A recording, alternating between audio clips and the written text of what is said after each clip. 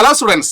ഈ വരുന്ന Christmas examination നമുക്ക് ഏറ്റവും ഇമ്പോർട്ടന്റ് ആയ തിയറി ക്വസ്റ്റ്യൻസ് നമ്മൾ ഡിസ്കസ് ചെയ്യാം. നമുക്കറിയാം പാർട്ണർഷിപ്പ് അക്കൗണ്ട്സ് നിന്ന് വരാൻ സാധ്യതയുള്ള ബേസിക് കോൺസെപ്റ്റ് ആയാലും അതുപോലെ തന്നെ അഡ്മിഷൻ റിട്ടയർമെന്റ് ആയാലും വരാൻ സാധ്യതയുള്ള ഇമ്പോർട്ടന്റ് ക്വസ്റ്റ്യൻസ് ആണ് നമ്മൾ ഡിസ്കസ് ചെയ്യുന്നു.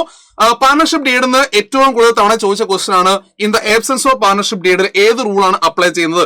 പ്രോഫിറ്റ് ഷെയറിന്റെ റേഷ്യോ നമുക്കറിയാം ഈക്വലി ആണ്. ഇൻട്രസ്റ്റ് ഓൺ ക്യാപിറ്റൽ നോ ആണ്. ഇൻട്രസ്റ്റ് ഓൺ ഡ്രോയിങ്സ് നോ ആണ്. Loan interest on loan or advances from the partners 6% ആയിരിക്കണം. And salary or remuneration to the partners അത് നോ ആണ്. ഈ റൂള് അപ്ലൈ ചെയ്തുകൊണ്ടാണ് നമ്മൾ പ്രോബ്ലംസ് വർക്ക്ഔട്ട് ചെയ്യുന്നത്. അതുകൊണ്ട് ഇത് 1 മാർക്കിനായാലും 2 മാർക്കിനായാലും 3 മാർക്കിനായാലും ഒക്കെ എക്സാമിന് ചോദിച്ചുകൊണ്ടിരിക്കുകയാണ്. അടുത്ത ക്വസ്റ്റ്യൻ ദ സെയിം ചാപ്റ്റർ നമുക്ക് വന്നിരിക്കുന്നത് വരാൻ സാധ്യതയുള്ളത് ക്യാപിറ്റലിന്റെ മെത്തേഡ്. നമുക്കറിയാം ഫിക്സഡ് ക്യാപിറ്റൽ മെത്തേഡും ഫ്ലക്ച്വേറ്റിംഗ് ക്യാപിറ്റൽ മെത്തേഡും ഉണ്ട്. ഈ 2 മെത്തേഡിന്റെ ഡിഫറൻസ് സ്ഥിരമായിട്ട് എക്സാമിന് ചോദിക്കുന്നു. അതുപോലെ തന്നെ ഫോർമാറ്റിലെ ഐറ്റംസ് വരുന്നത് നിങ്ങൾ പഠിച്ചു വെക്കണം. For example interest on drawings fluctuating capital method പ്രകാരം എവിടെയാണ് റെക്കോർഡ് ചെയ്യുന്നത്, അല്ലെങ്കിൽ ഫിക്സഡ് ക്യാപിറ്റൽ മെത്തേഡ് പ്രകാരം എവിടെയാണ് റെക്കോർഡ്, അത് 1 മാർക്കിന്റെ ഒക്കെ ചോദ്യങ്ങളാണ്. അതുപോലെ തന്നെ ഡിഫറൻസ് പഠിച്ചു വെക്കണം. ഡിഫറൻസ് എക്സ്പ്ലെയിൻ ചെയ്യുമ്പോൾ നമുക്കറിയാം fixed capital method 2 accounts are maintained, capital account അതുപോലെ തന്നെ കറണ്ട് അക്കൗണ്ട്. ഇവിടെ 1 അക്കൗണ്ട് ആണ്. The amount of capital remains fixed ആയിരിക്കും. ഇവിടെ ഫ്ലക്ച്വേറ്റിംഗ് ആണ്, ചേഞ്ച് ആയിക്കൊണ്ടിരിക്കും. അഡ്ജസ്റ്റ്മെന്റ് ഒക്കെ റെക്കോർഡ് ചെയ്യുന്നത് നമുക്കറിയാം അത് കറണ്ട് അക്കൗണ്ടിലാണ്. ഇവിടെ അഡ്ജസ്റ്റ്മെന്റ് എല്ലാം ക്യാപിറ്റൽ അക്കൗണ്ട് തന്നെയാണ് റെക്കോർഡ് ചെയ്യുന്നത്. And both current account and the capital accounts appear in the balance sheet. Okay, balance sheet appear ചെയ്യുന്നു. And here the capital only. And it should be specified mentioned in the partnership deed and it is not necessary. Okay, ഇങ്ങനെയുള്ള difference മക്കൾ പഠിച്ചു വെക്കുക. ഇനി അടുത്ത question വന്നിരിക്കുന്നത് modes of reconstruction in partnership ആണ്. അപ്പൊ റീകൺസ്ട്രക്ഷൻ നടക്കാനുള്ള കാരണങ്ങൾ എന്തൊക്കെയാണ്? The firm reconstruction of partnership firm usually take place in any of the following ways. താഴെ പറയുന്ന ഏതെങ്കിലും ഒരു കാരണം കൊണ്ടാണ് ഫേമിൽ റീകൺസ്ട്രക്ഷൻ നടക്കുക. റീകൺസ്ട്രക്ഷൻ പുതിയ ഫേം ആയിട്ട് മാറുകയാണ്. നമുക്കൊരു ഫേമിന്റെ അകത്തുള്ള പ്രോഫിറ്റ് ഷെയർ റേഷ്യോ ചേഞ്ച് ആക്കി കഴിഞ്ഞാൽ അത് പുതിയ ഫേം ആയിട്ട് മാറുന്നു. ഇനി admission very cool. Then retirement, death, amalgamation of 2 partnership firms. ഇത് മോഡ്സ് ഓഫ് റീകൺസ്ട്രക്ഷൻ സ്ഥിരമായിട്ട് ചോദിച്ചുകൊണ്ടിരിക്കുന്നതാണ്. നോർമലി നമ്മൾ പഠിച്ചു നോക്കുക അഡ്മിഷൻ, റിട്ടയർമെന്റ്, ഡെത്ത് ഒക്കെയാണ്. പക്ഷേ change in the profit share ratio amalgamation എന്ന് പറയാൻ 2 ഫേമുകൾ ഒരുമിക്കുന്നതാണ്. അപ്പൊ അതും കൂടെ ഈ കൂട്ടത്തിൽ നമ്മൾ പഠിച്ചു വെക്കണം.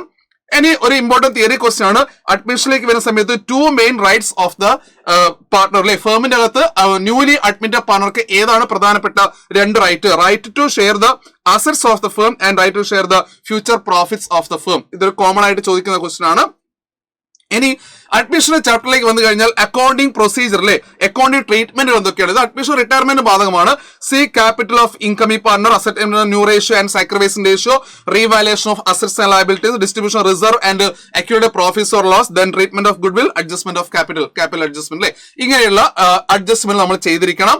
ഇനി നമ്മൾ നേരെ പോകുന്നത് നമുക്ക് ന്യൂ റേഷ്യോ കാൽക്കുലേറ്റ് ചെയ്യുന്ന കൂടെ നമ്മൾ സാക്രിഫൈസ് റേഷ്യോ റിട്ടയർമെന്റ് നമ്മൾ കാൽക്കുലേറ്റ് ചെയ്യുന്നുണ്ട്. അതുകൊണ്ട് ഡിഫറൻസ് മക്കൾ എന്തായാലും പഠിച്ചു വെക്കണം. New profit share ratio it is related to all partners including new, and it is related to old partners only. കാരണം സാക്രിഫൈസിങ് ഓൾഡ് പാർട്ട്നേഴ്സിന് മാത്രമേ ഉള്ളൂ. ഇനി ഇവിടെ ന്യൂ പ്രോഫിറ്റ് ഷെയർ റേഷ്യോ നമുക്ക് വരുന്നത് നോക്കിക്കേ. It is the ratio in which all the partners including new അല്ലെ, അതായത് ന്യൂ പാർട്ട്നേഴ്സ് അടക്കമാണ് in future. It is ratio in which old partners have the sacrifice their share in favour of new partner. നമുക്കറിയാം 2 സമയത്താണ്, 2 രീതിയിലാണ്. ഇനി ഫോർമുലയ്ക്ക് വരികയാണെങ്കിൽ new profit share ratio is equal to old ratio minus sacrificing ratio, then here sacrificing ratio is equal to old ratio minus new ratio. ഇങ്ങനെയുള്ള new റേഷ്യോന്റെയും sacrificing റേഷ്യോന്റെയും നിങ്ങൾ കണ്ടുപിടിച്ച് അതിന്റെ ഡിഫറൻസ് പഠിച്ചു വെക്കണം. അതുപോലെ തന്നെ സാക്രിഫൈസിംഗും ഗെയിനിങ്ങും നമ്മൾ ഈ സമയത്ത് ഡിഫറൻസ് നോക്കി വെക്കണം. Need for valuation of good will in the partnership. നമുക്കറിയാം അഡ്മിഷൻ സമയത്തല്ല നമ്മൾ ഗുഡ് വിൽ വാല്യൂ ചെയ്യുന്നു, അതിന്റെ ഗുഡ് വില്ലിന്റെ എമൗണ്ട് കണ്ടുപിടിക്കുന്നു. അപ്പൊ അത് കോമൺ ആയിട്ട് ഗുഡ് വില്ലിന്റെ ഒരു ക്വസ്റ്റൻ ആണ്.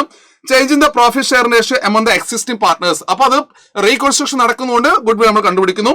Admission, retirement, death of a partner, dissolution of partnership or sale of partnership business and amalgamation common question ആണ്.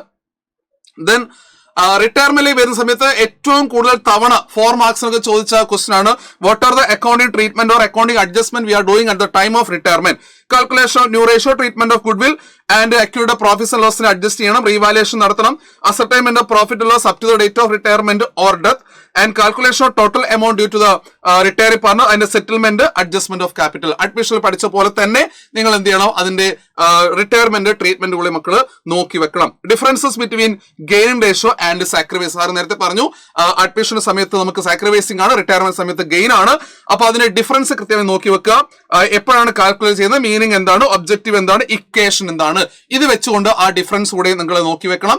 കാരണം ഡിഫറൻസ് ഏതെങ്കിലും ഒന്ന് സ്ഥിരമായിട്ട് എക്സാമിന് ചോദിക്കാറുണ്ട്. അത് ഫിക്സഡ് ഫ്ലക്ച്വേറ്റിംഗ് ആയിരിക്കാം, ന്യൂ റേഷ്യോ അല്ലെങ്കിൽ ഗെയിൻ റേഷ്യോ ആയിരിക്കാം, സാക്രിഫൈസിംഗ് റേഷ്യോ ആയിരിക്കാം, ഗെയിനിങ്ങോ സാക്രിഫൈസോ ആയിരിക്കാം.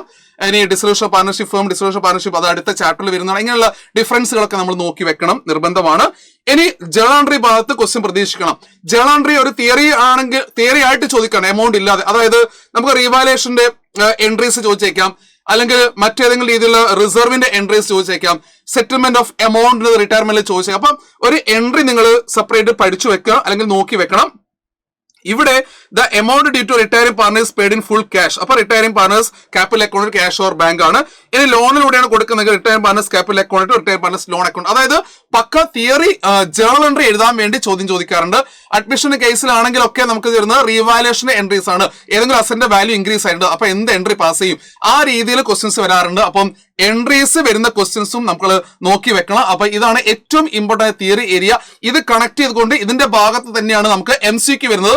MCQ നമ്മൾ കൃത്യമായിട്ട് വേറെ നിങ്ങൾക്ക് തരുന്നുണ്ട്, പക്ഷെ ഇതിന്റെ കൂടെ നമുക്ക് MCQ പഠിക്കണം. സോ തിയറി വളരെ ഇമ്പോർട്ടന്റ് ആണ് ഈ വരുന്ന ക്രിസ്മസ് എക്സാമിന്. പഠിച്ച് ഫുൾ മാർക്ക് വാങ്ങാം.